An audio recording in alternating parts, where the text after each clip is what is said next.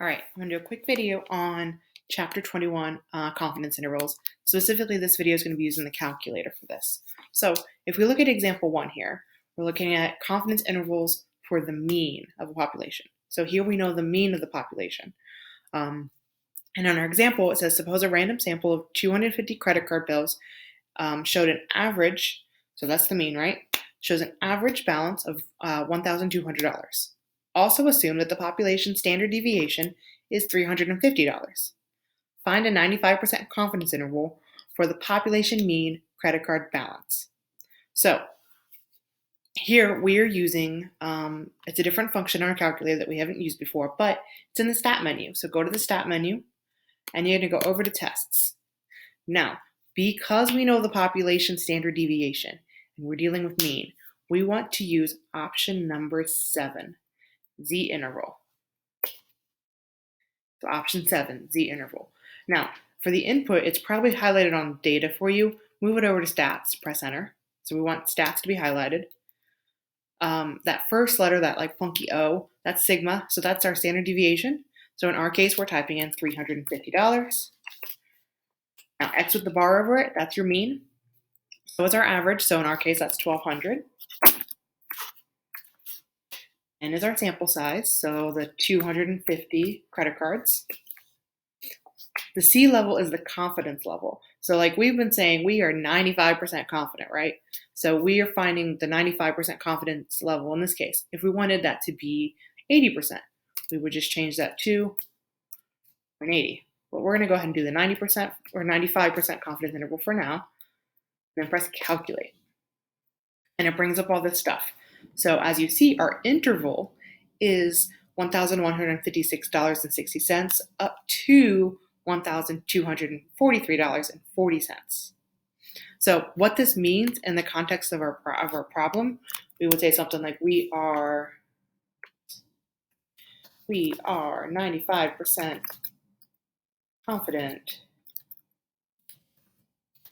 that the true proportion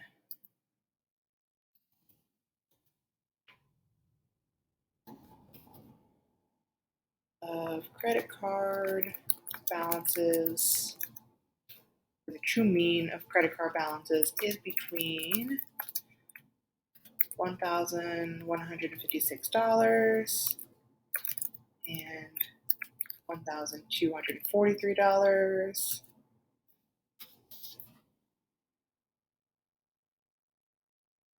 I'm going to change this. Instead of true proportion, let's change that to true mean. So our interval there, you would write that, and you can kind of see where they write it up there, but the interval is $1,156.60 up to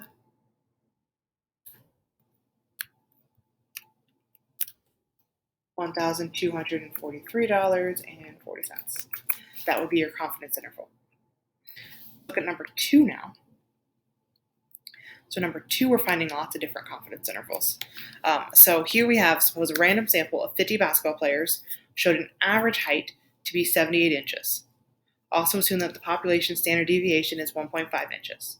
So we're going to first find the 99% confidence interval. So again, go to stat, over to tests, down to option 7, Z interval, and press enter. You want it to under stats. So your standard deviation is 1.5, so type that in. The X with the line over it, that's your mean. So in our case, that is 78. And we studied 50 basketball players as my cats are fighting. Awesome.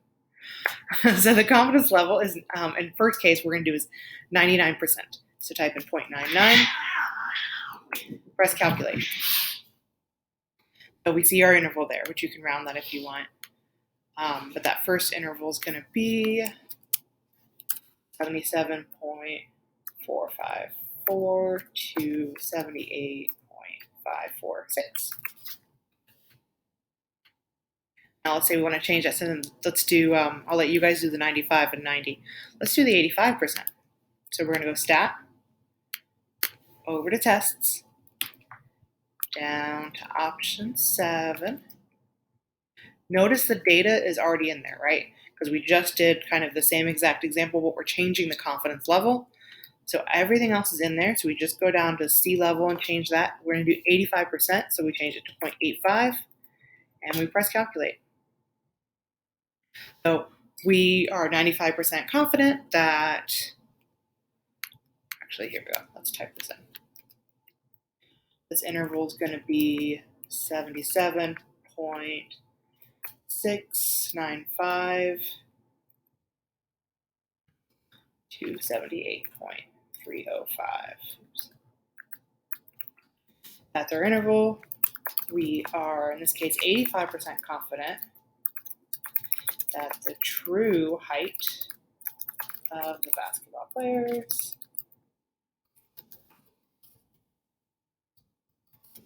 is between 77.695 inches and 78.305.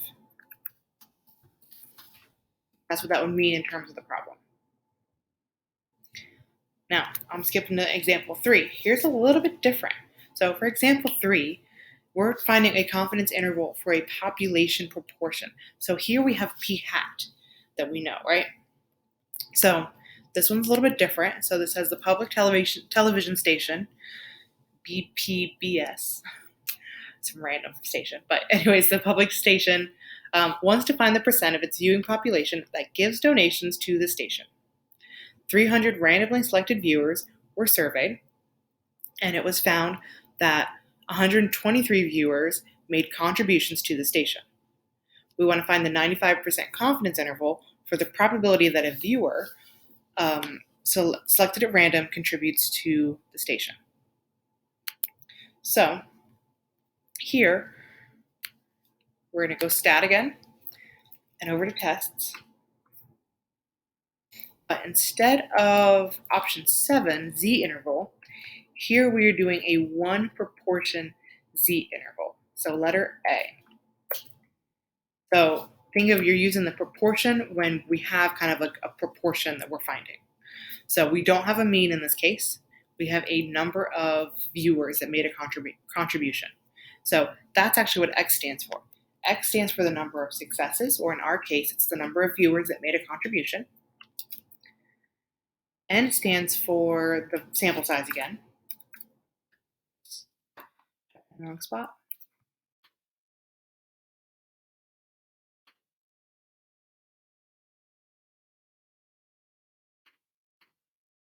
Go back into that.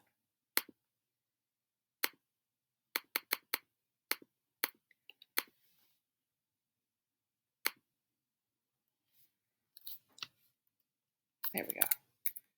300. We want this to be 95. So here we see our interval.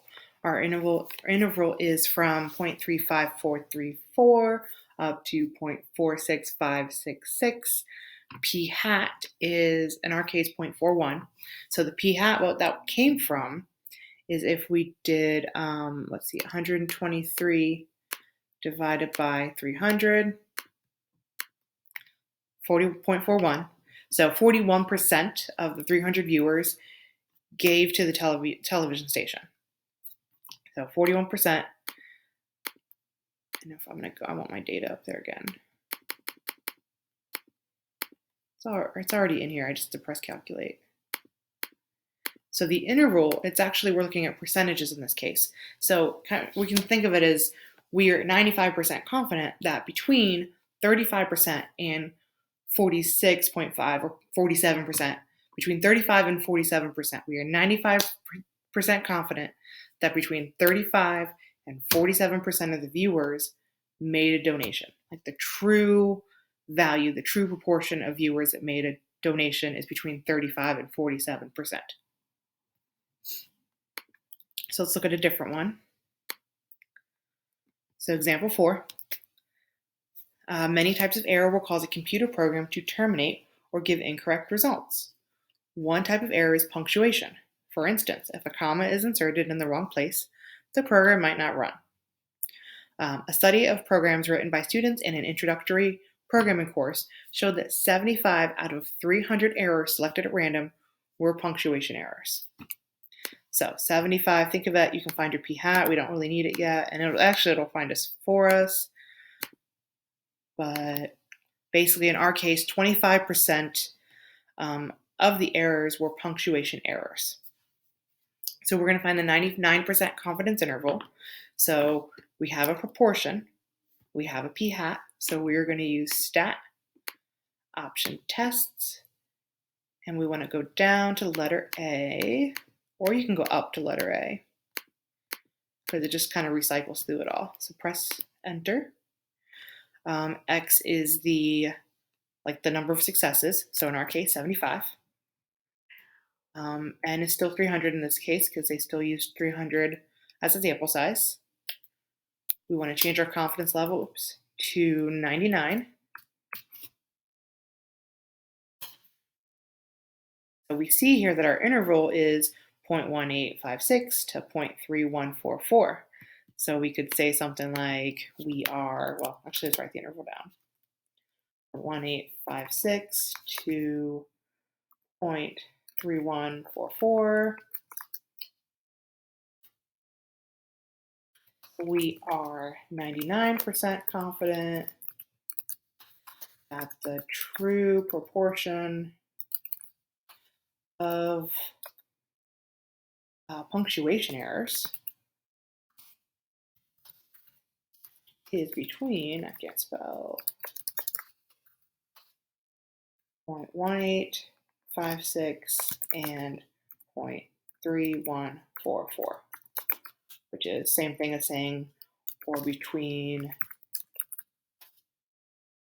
18.56% and 31.44%.